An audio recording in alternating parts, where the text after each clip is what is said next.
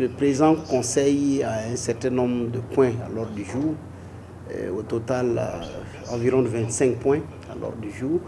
Mais les points les plus importants à mon niveau concernent bien sûr l'état de la communauté qui doit être fait par le président de la commission, qui passe en revue un certain nombre de domaines, aussi bien au niveau de la santé, au niveau de la sécurité et au niveau de la politique, parce que nous avons enregistré 6 élections au niveau des États.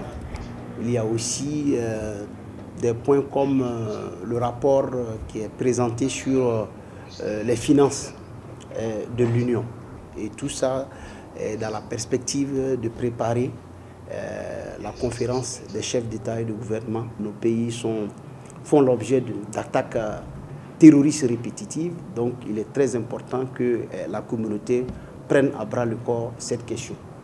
Du reste, il y a des initiatives, mais le problème de fond reste, je dirais, le financement de la sécurité dans notre espace.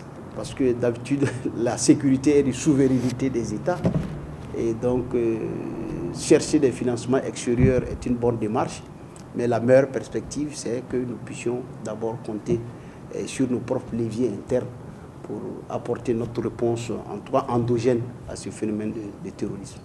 Il y a aussi un point important qui a été discuté, c'est l'harmonisation des tests de Covid dans notre espace. Et on a constaté des disparités d'un État à un autre.